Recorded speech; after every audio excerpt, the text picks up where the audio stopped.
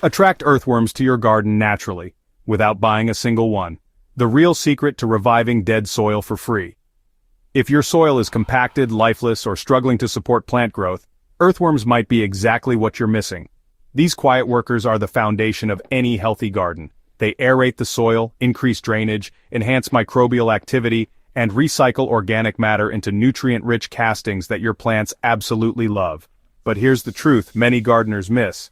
You don't need to buy earthworms to get them into your soil. You just need to make your garden irresistible to them. In this guide built for the Soil and Crop Central community, we're diving deep into the proven, science-backed techniques for attracting earthworms naturally, without spending a cent. These aren't temporary tricks or one-time hacks. This is about building a soil environment that earthworms will migrate to, stay in, and multiply, turning your garden into a living ecosystem that keeps getting better with time.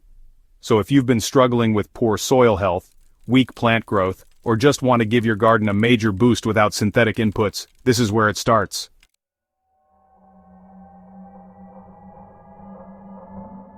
Understand what earthworms need to stay and thrive. Earthworms may seem like simple creatures, but they are surprisingly particular about where they live. They are drawn to environments that offer consistent moisture without being soggy, an ongoing supply of organic food, and protection from extreme temperatures. Miss even one of these conditions, and earthworms will avoid your soil or leave it entirely. Start with moisture. Earthworms breathe through their skin, which requires a damp environment to function. Dry soil pushes them out, but overly wet soil creates anaerobic conditions that can suffocate them. Aim to keep your soil as moist as a wrung-out sponge, damp but not dripping. This single factor alone can determine whether your garden becomes a thriving worm haven or a deserted patch of hardpan. Next is food. Earthworms feed on decomposing organic matter, not raw material. The most attractive meals for them are soft, moist, and broken down just enough to be palatable. Vegetable scraps, crushed eggshells, coffee grounds, and fruit peels hit the sweet spot. These break down at the perfect rate to keep worms well fed and ready to reproduce.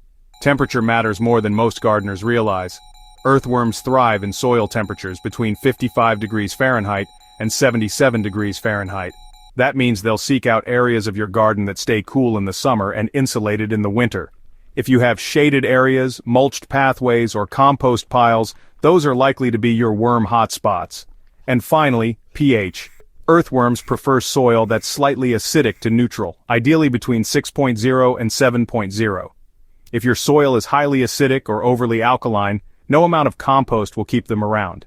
Adjust gradually with organic materials like leaf mold, compost, or garden lime if needed, but avoid chemical amendments that can do more harm than good.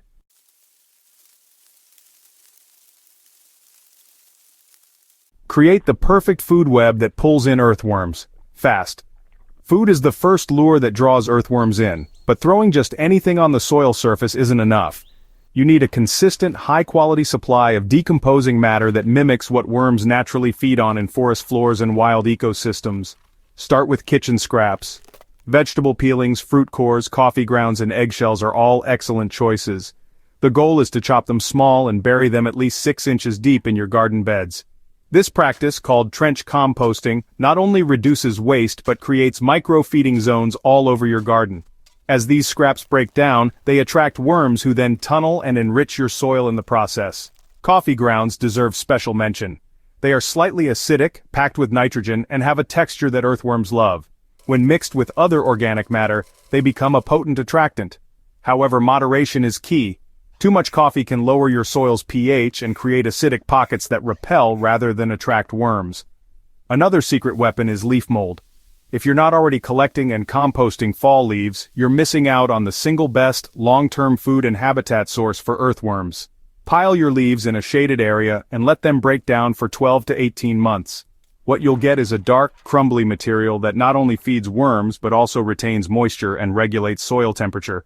Exactly the conditions worms are looking for.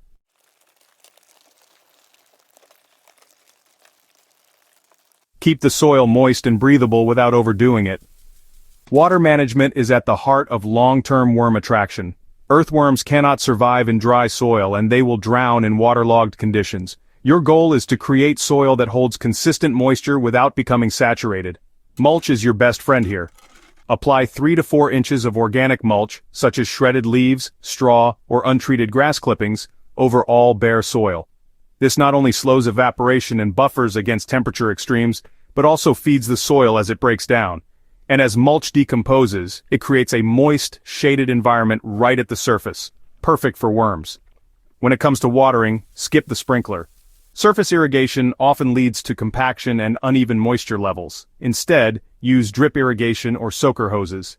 These methods deliver water directly to the root zone without disturbing the soil surface or the worm tunnels that crisscross just beneath it.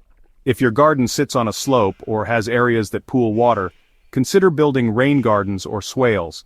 These features trap and slowly absorb water, creating consistently damp microenvironments that serve as perfect breeding grounds for earthworms.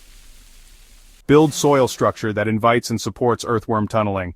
Even with perfect moisture and food, if your soil is compacted, earthworms can't move in. Compacted soil prevents oxygen flow, water infiltration, and earthworm migration. To fix this, you need to open up the structure of your soil. Start by double digging or broad forking your garden beds. This loosens the soil to a depth of 12 to 18 inches, giving worms a chance to move freely. After this initial breakup, avoid excessive tilling, which destroys both the tunnels worms create and the microbial networks they support. Incorporate coarse organic materials like wood chips, chopped straw, or partially decomposed compost. These materials create air pockets and long-term food sources that support worm activity. As these materials break down, worms will be drawn to them, and your soil will slowly rebuild itself from the inside out. Create habitat zones across your garden with varying mulch depths, shade levels, and moisture profiles. Some worms prefer surface layers, others live deeper. The more diversity you offer, the more robust and stable your worm population will be.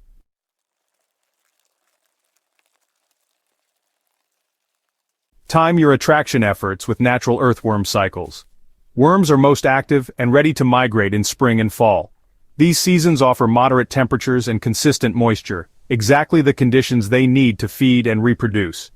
Starting your soil building and worm attracting efforts in these seasons gives you the best chance of success. In spring, as soil warms, begin trench composting, apply compost and refresh mulch layers. In fall, do the same but with an emphasis on setting the stage for overwintering. Earthworms lay egg capsules that survive winter, hatching when conditions improve. If your soil is insulated with mulch and fed with fall compost, you'll get a population explosion by the following spring. Even rain patterns matter. Earthworms migrate in response to light rains, often surfacing and moving to more favorable ground. When you know rain is coming, make sure your garden is ready, with fresh mulch, buried food scraps, and loose, inviting soil. Protect your worm population. Once it's established. Attracting earthworms is one thing. Keeping them is another. Once you've created the right conditions and established a population, protecting it becomes a top priority. Avoid synthetic fertilizers, pesticides, and herbicides. Even trace amounts of these chemicals can destroy earthworm populations. Stick with organic inputs and natural methods that build life, not destroy it. Minimize soil disturbance. Tilling, turning, or digging can collapse worm tunnels and crush eggs or adult worms. When working in the garden, disturb only what you need and replenish disturbed areas with fresh organic matter right away. Keep an eye on worm castings, those little mounds of rich soil they leave behind. Seeing them regularly is a sign your population is active and thriving. If they disappear, it's a warning that something in your environment has changed, often moisture, pH, or chemical exposure. Give your garden life from the ground up. Bringing earthworms into your soil isn't about shortcuts or gadgets. It's about creating the kind of environment that makes them want to live, breed, and build. With the right combination of moisture, food, structure, and protection, you won't just attract a few worms, you'll build a living system that regenerates your soil for years to come. If you found this guide helpful, make sure to subscribe to Soil and Crop Central for more deep dive tips that focus on real soil health and regenerative growing. And if you know someone struggling with lifeless soil, share this with them. Together we can grow smarter, not harder, and build gardens that thrive from the ground up.